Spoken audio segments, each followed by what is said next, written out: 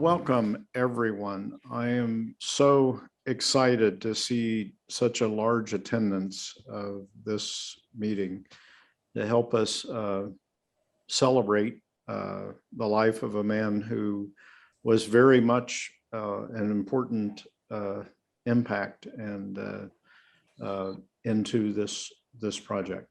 So thank you very much. I wanted just to spend this is probably my last time to greet you as chairman of MKP. Wanted to share just a little bit of gratitude for the communities, the areas, the I groups, the men, the women, the volunteers that have contributed thousands upon thousands of times of hours in this project that we all love. The facilitators, the instructors, the NWTA certified leaders, the contractors, the employees, the list just goes on and on. And it's not just those people that directly have contributed. It's also their significant others, their spouses that allow people to contribute. So I want to have that appreciation for that huge number of people who make the ManKind project what it is. I'd be remiss without especially thanking my friend and mentor and the immediate past chair, Paul Samuelson, who has been with me every step of the way from my time as the chair-elect and through the time as chair. And another man who is the previous immediate past chair, Ed Gurwitz, who has been very much helping out as we've moved forward, always there in any way. And a man who doesn't have an official role in this context, but certainly an unofficial role, my de facto chief of staff, if you would, John Levitt, who's he often jokes that he never closes, and that's really true. So all of these beautiful people, there's no way I could have done this job as chair without all these beautiful people. I'm really excited that, in a year like none other that we have gone through with COVID, that we not only survived, but I dare say that the project has thrived. Part of that is the groundwork that Julian and chairs up to and including Paul Samuelson have been involved in the curriculum circles and the development that allowed us to do the pivot when it was apparent that we weren't going to be able to do face-to-face. So extremely appreciative of that, the ability to deliver online. Really excited about the Power, Privilege, and Difference course that we've developed and is hugely successful in the project right now. It's very well received. That expands and makes much more accessible the work that Thomas Griggs started in this project so many years ago in the Equitable Communities Initiative.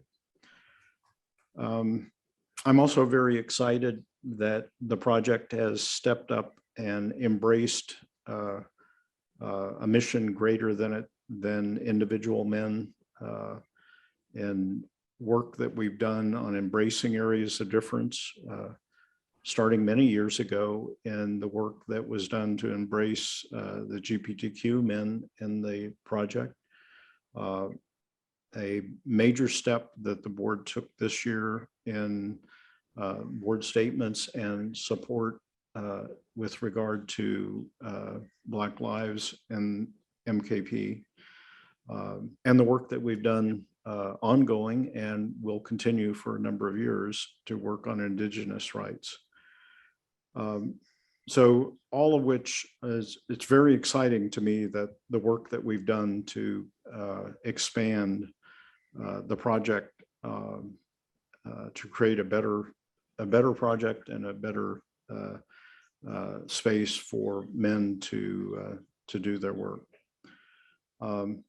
I'd also be remiss without the gratitude that what was the now North American Leader Body, now unified within the MKP USA structure, the US Leader Body, and especially appreciative of the work that Paul Pendler and the NALB board has taken as they've taken that very important steps forward into, in some way of speaking, completing unification of the project. And I'm sitting with extreme joy, gratitude, confidence of the new chairman in the project, Darryl Hansome, who was confirmed in the annual meeting about 2.5 weeks ago, and excited in his unique perspective, talents, skills that he'll be bringing to the organization. So thank you all. Again, there's no way that I could have done even a little bit of what has been accomplished this year without the support of in fact, the entire project. So thank you. The next step that I'm going to have on the agenda tonight is the outgoing lead ritual elder, Frank Rodriguez. We'll do something a little different tonight. Frank was unable to be physically with us tonight, but he did record a video. So Carrie, if you could run the video, that would be awesome. I am Frank Rodriguez, MKP USA Ritual Elder Coordinator.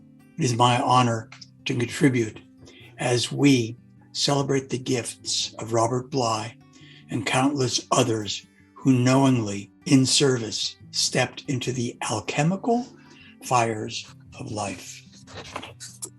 Bly's work has supported many of us by uncovering and normalizing what was considered a wasteland, our individual human shadows.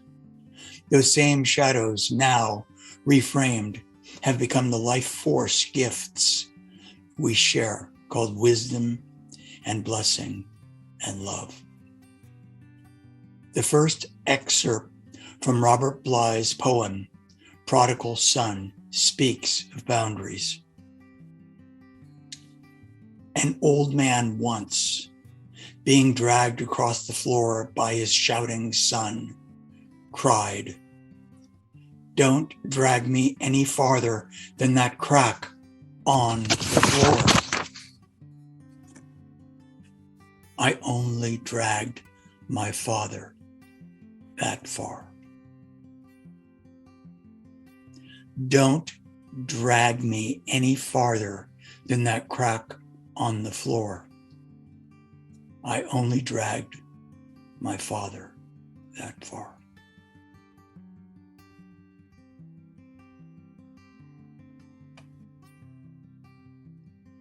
This second Robert Bly poem speaks for itself, titled Mourning Pablo Neruda. Water is practical, especially in August. Faucet water that drops into the buckets I carry to the young willow tree, whose leaves have been eaten off by grasshoppers. Or this jar of water that lies next to me on the car seat as I drive to my shack. When I look down, the seat all around the jar is dark, for water doesn't intend to give. It gives anyway. And the jar of water lies there, quivering as I drive through the countryside of granite quarries. Stones soon to be shaped into blocks for the dead. The only thing they have left that is theirs. For the dead remain inside us as water remains inside the granite. Hardly at all. For their job is to go away and not to come back, even when we ask them. But water comes to us. It doesn't care about us. It goes around us on the way to the Minnesota River, the Mississippi River, to the Gulf, always closer to where it has to be. No one lays flowers on the grave for water, for it is not here. It is gone. Blessings and gratitude to you, Captain, my Captain, Robert Bly.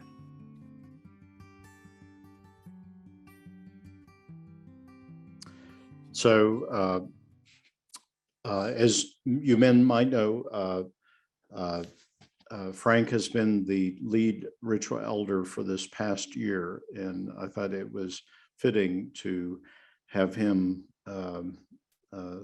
open us with a bit of a greeting.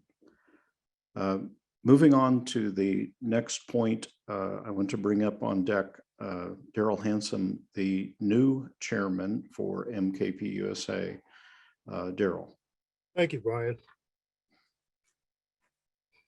The mission of MKP USA is to create a world where men act on their individual and collective responsibility for the future of humanity by initiating and supporting men on a path of emotional maturity, spiritual awareness, and deepening community.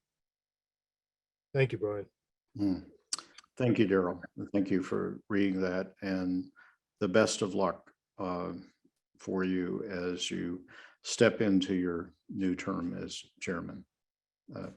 So the main program tonight, I am honored to introduce three men who don't need introduction.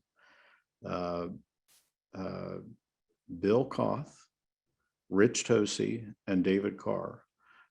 Three men who have been instrumental to this project. There's Bill popping up, and the other two will pop up shortly. And I am so honored that they have agreed to give us a presentation on remembering and honoring Robert Bly, who was so key to some of the work early on in the project, or at least an inspiration for a lot of the work. So without me going further, gentlemen, please. And this is amazing, 80 some men here. And I'm frankly thrilled to see some of my old friends like Bill Mawhinney and Dave Long, and even Dimitri Build Gear is here. And Tosi will remember this really well. Dimitri and another hot young guy came back in 88 from the training, and they had tattoos of our logo on their arm. And we went, holy shit, these guys are taking this really serious. We need to pay attention to what we're doing. So one of the stories from the old days. So Robert Bly was such a significant, I mean, this wouldn't have happened without him. There was an article in New Age magazine, I think January or February of '84, and it was called What Men Really Want. And in that article, based on his experience of having done this Great Mother Conference, he said very clearly, he said, there's too many soft men, and men need to be initiated. And here's the important part, they need to be initiated by men.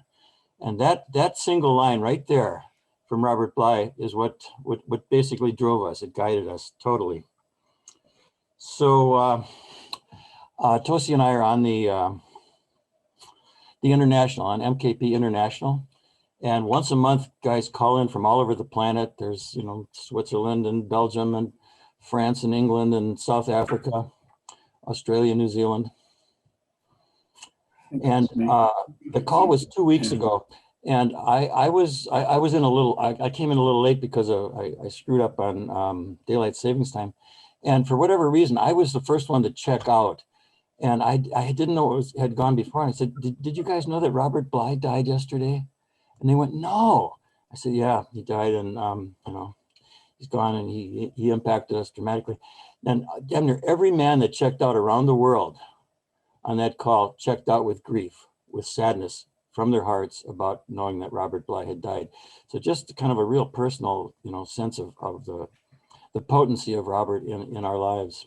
One of the Bill, David, and I met a couple of times to prepare for this and this talk. And what we came up with was that the New Warrior training was being created simultaneously, separate from the work that Bly did.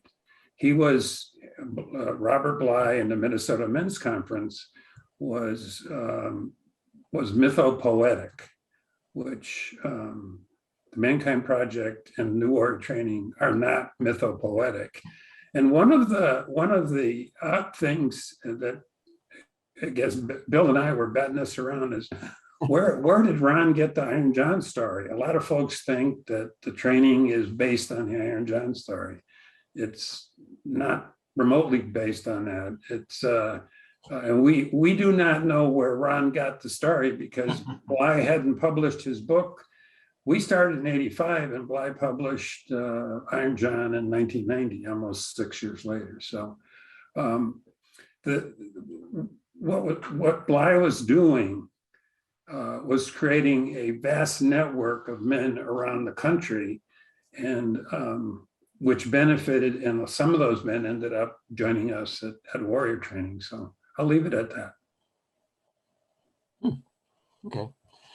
So I have another little, you know, deeply personal story, which is that Robert was such a significant influence on us that the very first training in January of 1985 was called the Wild Man Weekend, because that's the word he kept using. That was the Iron John word. The Wild Man was Iron John. So we did that weekend, and it felt good. I mean, even the very first one felt pretty successful. There was a few glitches that we had to, you know, had to fix. But I wrote a letter right directly to Robert, because I had met him at some of these conferences and kind of knew him. I said, Robert, oh my God, guess what we did? We just put together a men's training, and it went really, really well. And guess what we called it? We called it the Wild Man Training. Robert, aren't you glad, Dad? Aren't you proud of me? That was the unspoken part. I didn't actually write that part. But so he wrote back and he said, well, Bill, I'm glad you did that. It's good to be doing good stuff for men. And please do not use the word wild man, because the media will pick it up and trash it, just like the media did for the women's movement, and, you know, with bra burning and all that kind of bullshit.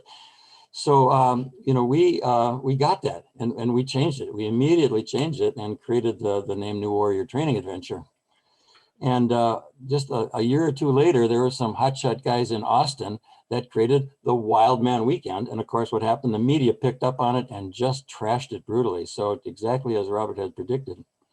So that's just another little piece of Robert's influence and actually guiding us in a good way. David, you got something? Well, we're going to talk about the idea of initiation, and how, you know, a lot of people talk about the warrior training as initiation, and yet that idea didn't come in for several years. Did it, Rich? I mean, I think you. No, actually, when Bill got that letter from Bly, Ron, he and I, the three of us sat down and says, well, what are we doing? We had never heard of the word initiation, because this is now 1985. And so we said, well, I think let's call it an adventure. Men like adventure. So let's do a men's adventure. Yeah, that works cool. And we were fascinated by the word warrior, because that's sort of, we didn't even know what architecture back then, but it's like there was this warrior thing that men had, and it had been kind of perverted. But what if we had a new version of a warrior? Oh yeah, let's make a new warrior and a training adventure.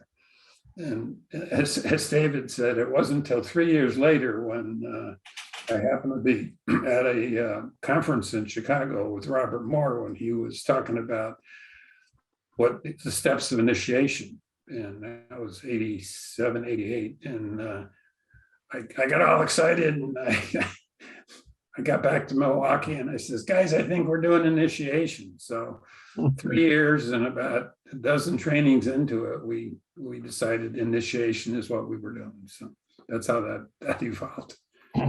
And the word warrior had nothing to do with some of us having been in the United States Marine Corps. Isn't that right, Tosi? Nothing. No, nothing to do with it. And actually we reframed it as the new warrior was doing the battle inside instead of outside, which is our intention, is to invite men to that particular journey, that particular inner battle. Yeah, well, while the warrior training was developed independently of Bly, the three of us first met at a Bly conference, and the men's conferences that Robert put on, and particularly the Bill Moyers interview, really created a space for men's work that didn't exist before. Mm-hmm. It really opened the doors, and we were ready, and I mean, Rich and Bill and Ron were ready, and they rushed right through that. And that really helped get, then it was called the New Warrior Network, established. And many of the, Robert did men's conferences around the country, and the men who attended those would get together and form what they call men's councils in various cities. And they would meet once a month, they'd drum, and but invariably at each of those cities, somebody would find the warrior training, come to the warrior training, come back and say, hey guys, you got to do this. And they'd come almost en masse to the warrior training and set up a center there. I mean, that's how Indianapolis started, DC started, Memphis started. Those I know for sure. I don't know, but probably others. And the whole men's council movement formed the basis for a lot of our growth in the mid 90s. And so Robert created the space for us to do this work. This work didn't come from him, but certainly Iron John and his men's conferences and the Bill Moyers interview really helped us get traction in the larger culture. And somebody put in a question about, could you say more about MKP not being mythopoetic? What does mythopoetic or mythopoetic mean, and why is MKP not that? David, you probably. Yeah, I can. So in the early men's movement, there were kind of three categories. I mean, on one side were the men's rights, who were angry about men being mistreated and divorced and stuff, and on the other side were kind of the feminist men. Yep. Where they guys are really very pro-feminist, and we're not very excited about being men. I mean, and in the middle, was the middle. And part of that was Robert's mythopoetic movement, which was mythology and poetry, but it was also us, which was more of a psychology, personal growth space. Yeah. Well, and we all kind of got lumped together because Robert had all the media attention, and it was called mythopoetic. But we were really more of a archetypal psychology, personal growth space, but they never got named. They just, three boxes is all the media could handle. So they lumped us in there. Yeah, in Bly's you can talk about going to his conferences, which I went to many of the Minnesota men's conferences early on, and they were profoundly moving for me. but they were fundamentally different than what we do. For example, they would, Robert or one of his people would read a poem, and there would be drumming, and then we'd be asked to interpret the poem or do some dancing. There was no processing. It was how it impacted you, and there were very large groups. There were 150, 200 men, and it was so Mythopoetic really applies to a really different way of going about, as David said. We're confrontive, we're initiatory, we're processing oriented, and our goal was to help build better men, where that was really never part of the Mythopoetic. They were really teaching men to get into their souls. I don't know if that works for you, David, but. I know that's right. It was very soul-based, soul work, and men get in touch with their feelings. I mean, at conferences, men would break down and sob, and they just nobody knew what to do. They just let the guy cry, and nobody really, there was no processing, there was no understanding of what to do once a man kind of broke down. Yeah, I remember doing a mask making thing, and some of us made kind of real scary, creepy masks. And then our job was to act out being berserkers and attack the rest of the guys, which we did. And there was no process on it. It was just what we did. Learned whatever we learned from that experience. Well, I'd done the very early Bly conferences. I wasn't the first one, but I was like from the second one to the 10th one. And then did the warrior training in '88, a couple years later. And Robert talked a lot about shame, the old Gershon Kaufman book. And so I came back from that training and happened to see him in his apartment with a small group, and said, Robert, I've just done this thing, and these guys have discovered an antidote to shame. And he said, oh, great, let's steal it, And I said, well, he was kidding, but I said, yeah, you can't, because it's not a one-man show. It's a group that takes a whole group, a whole staff to do this. And, you can't do it by yourself. Well, he didn't like that. He didn't like being told he couldn't do it. But it was true. Robert was essentially one man, sometimes a few guys. Robert Moore was with him, and Malidome Some, who passed a week later. We all first had our contact with Malidome through Robert Bly conference. In fact, I think you were at that one, Rich. Yeah, it was. Yeah. And Malidome's grief work. So I want to mention, and Robert was very generous in bringing new people in and getting them started. Michael Mead, Malidome Some, Martin Prechtel, Miguel Rivera, almost everybody who's doing men's work now, Robert got them started. He'd bring them in, they'd have an audience, they get some traction, they could go off and do their own stuff. And he was very generous with that. Yeah, so I considered Robert our spiritual grandfather. Yeah. Even though early on we didn't have a lot of contact with him, somebody said men's work is a big room. The room he created, not just in the U.S. but around the planet, was enormous. There was a hunger for men's work, and the New Warrior Network, which was quite small at the time, benefited from men who he had turned on. So, and by the time Iron John came out, which sold 1 million copies, we were in place already coast to coast. We were set in DC and Indianapolis and San Diego, and so at that point there was a lot of men looking for this kind of work, and we were ready to go. Houston, the UK, and while we don't know where Ron got the pieces for the Wild Man and the Gift. They're right out of Iron John's story, but having those on the training, and when the book just exploded, it was like hand in glove. So it was, spirit was moving somehow. There was some really good serendipity going on there. We've never figured it out, but thank goodness. I'm grateful. No, Robert did not do the NWT. Robert Moore did. Yeah, Robert Moore did. Mm-hmm. All right, yeah. Oh, Robert Bly never did. So.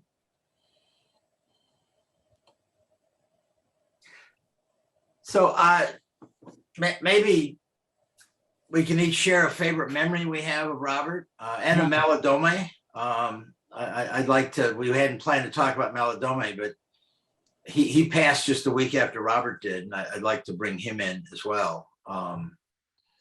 He really knew about initiation. He was initiated into his tribe, and he brought a consciousness of initiation into Robert's work that was very profound. And I remember the grief rituals that he taught us in one of the early conferences were really, really deep. And I'm very grateful for Malidome as well as for Robert. So I just want to take a moment to remember Malidome Some. Yeah. So one of my more dramatic, interesting memories with Robert was being with him probably, I'm guessing late 80s, maybe early 90s. And I had gotten involved in a spiritual group, and there was some publicity. And it was a fairly small group. There's maybe only a dozen or a dozen and a half of us. And he had seen this ad of me doing this thing. And honestly, he was just pissed off at me. He said, "Bill, what are you doing this kind of stuff?" And I went, "Oh, God damn it, Robert. This is something that I know about. You don't know about it," and kind of get off my back. And the fact that I retorted with that kind of energy, he backed off with some kind of respect. It was a really interesting interpersonal drama. And boy, there's a bunch of other stories how some of the MKP guys pissed him off, and he didn't honor us for years until. Do you have that photo, Tosi? That there was a conference in Detroit, which he's. I don't know if David could put that up or not. Yeah, let me. So I have a Bly story here. I'm not sure which poem Robert was reading, but whatever, it was about father, and something inside of me, I had to find my father. I think there's a poem that sounds something like that. Yeah. Am I coming across? Yeah. No, I think. Oh, okay. I'm not frozen. So these things were in. Oh, look at that. Oh yeah. Is that working? Yeah. Amazing. So it was like November, and there was a pond near where this was going on, and I saw a leaf in the pond, and there was ice on the pond, and I dove into the pond, swam out to get this leaf, which represented my father. So wow. the work, the poetry that he read when you were in person was had a very profound effects on me. So that was just one little story. So look at those old guys.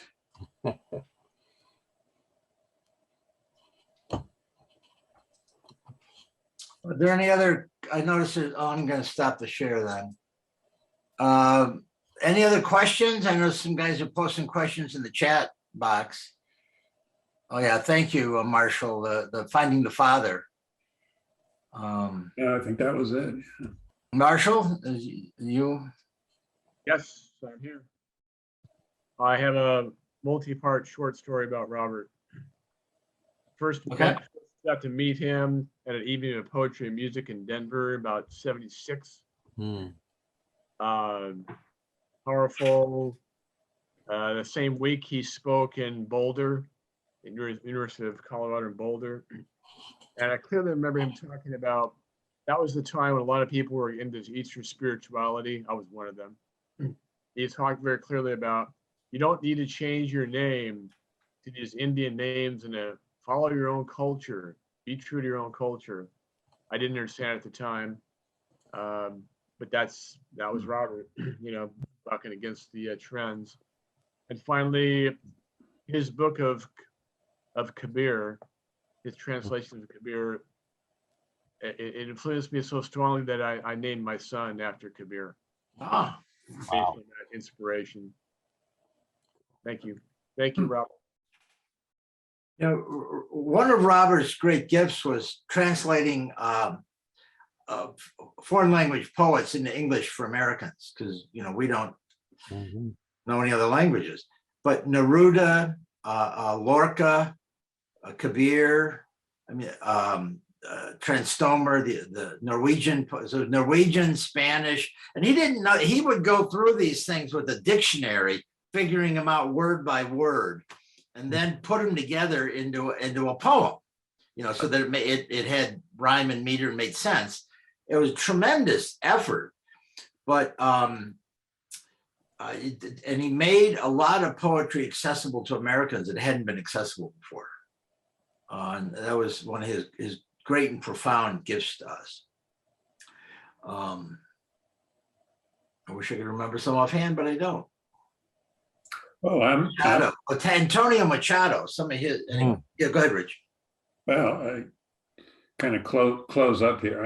I'm deeply grateful that he was in my life. I was in his life, and I'm grateful for what he's done for men around the planet. And the world's a better place because Robert Bly was with us, and I'm deeply grateful for him. And I miss him. I miss him when he started losing his memory. So. Yeah.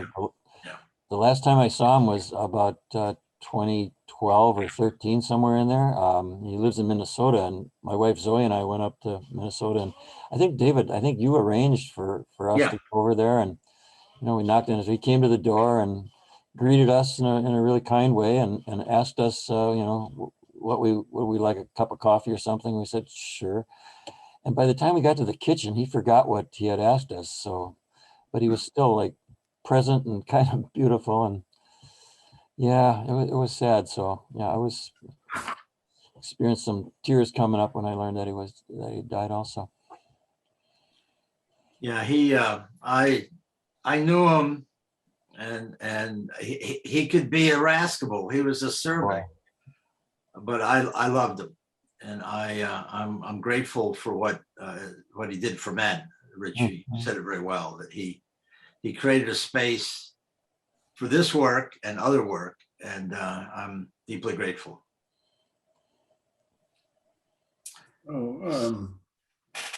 Bryan, I think we're pretty close to done, unless there's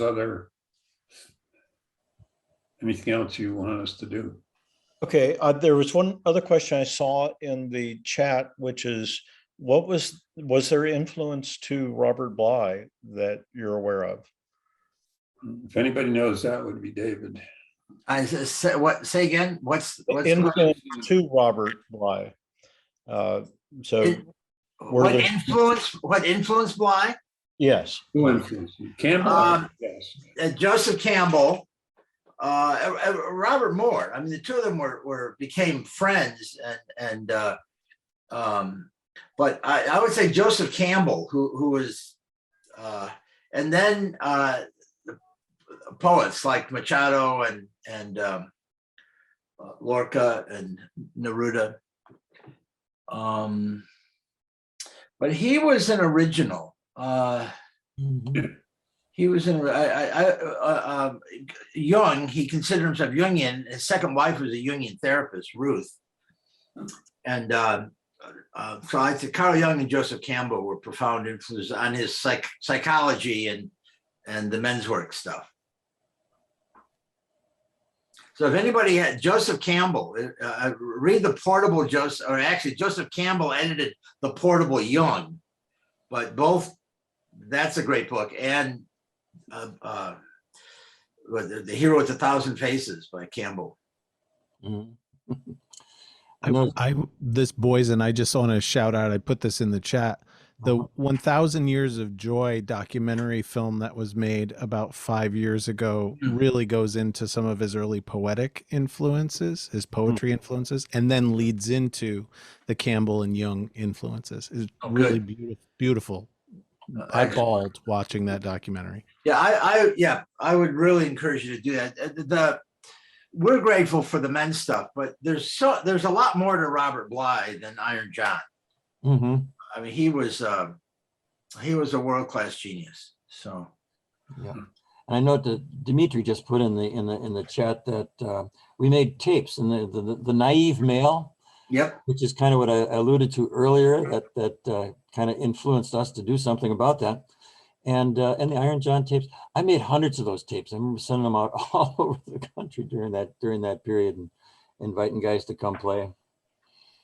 Yeah, and Christopher Odell points out Marie Louise von Franz was also an influence. Yeah. She did a lot of the work on Jungian approach to fairy tales. It's really from Marie Louise von Franz. Hmm. Oh, a little book on the human shadow. Yeah, that's a talk by Robert that was transcribed by I forget the guy's name, English professor. That is probably the best book on the shadow that you can find. Yeah.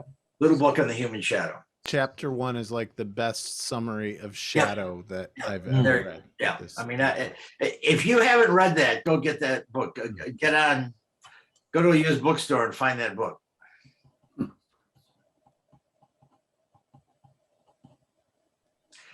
And so I want to say thank you to Robert, and I want to say thank you to Melodome Some Mm-hmm.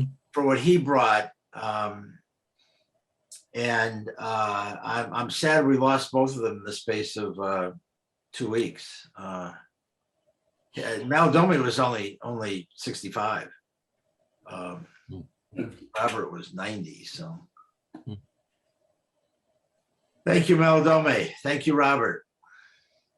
Let's say their name 3 times together the way we do, okay? Yeah. Let's start with Robert Bly.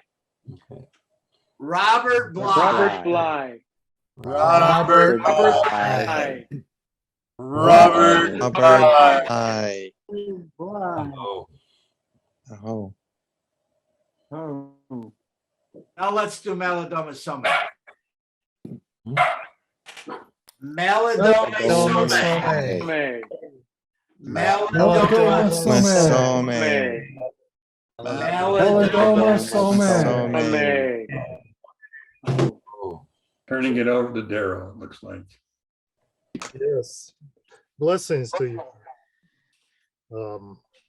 Thank you. Our founder, our visionary, our past chair. Thank you for sharing your remembrance of Robert Bly and Melodome. Thank you so very much. I appreciate it.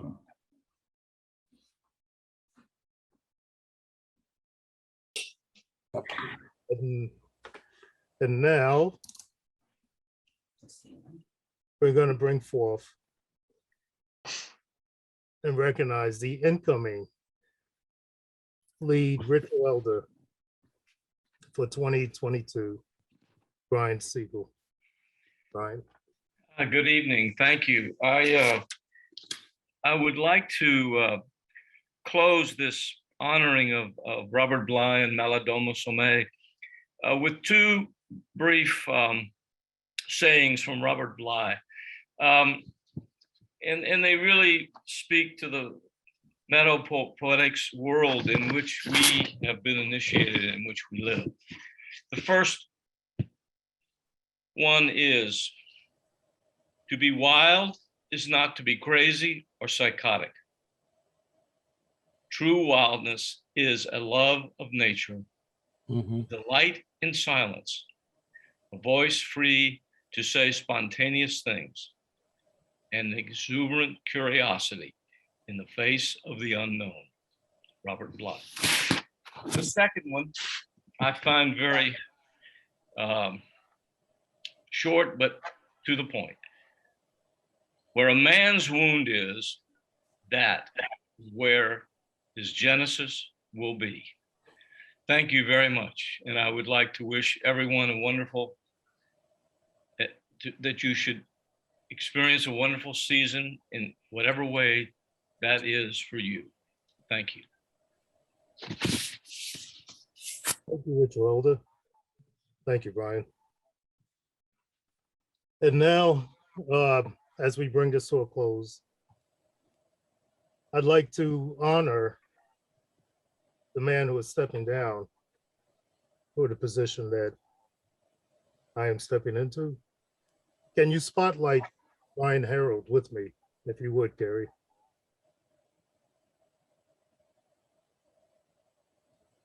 So Bryan, we honor you, brother. You guided us through some very difficult times. And as you said earlier, we did thrive. We did thrive, so thank you. And if everyone would join me in honoring this man as he steps down from his position.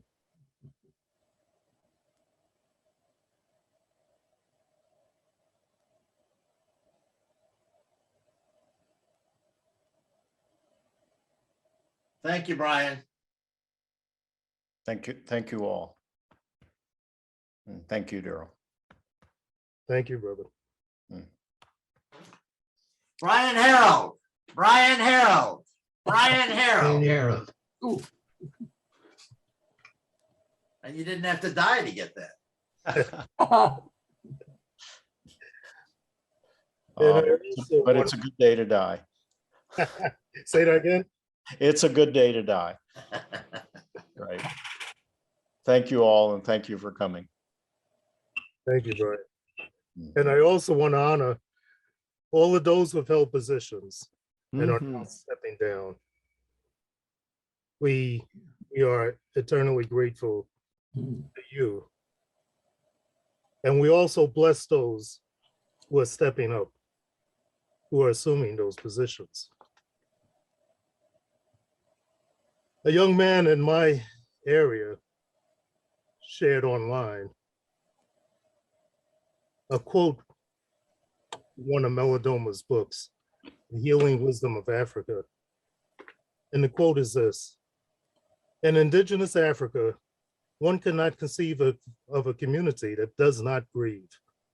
In my village, people cry every day until grief is restored in the West as a starting place where the modern man and woman might find peace. The culture will continue to abuse and ignore the power of water, and in turn, will be fascinated with fire. Grief must be approached as a release of the tension created by separation and disconnection from someone or something that matters. The average Western person is grieving about being isolated. Western men in particular are grieving about the dead they didn't grieve properly because they were told that men don't cry. In my work, I hear this everywhere. Grief is not only expressed in tears, but also in anger, rage, frustration, and sadness. An angry person is a person on the road to tears, the softer version of grief. Sadness and the feeling of heaviness within the symptomatic of a deep well of grief is the psychic underground. And I share that because we all have experienced grief these past 20 months. The grief of life not being as how we knew it. The grief of losing loved ones. The grief of not being able to get together with our fellow brothers on an NWTA, in an I group, but just even over a cup of coffee. So I want you to, as we change years and seasons and start a new year, I want you to honor that grief.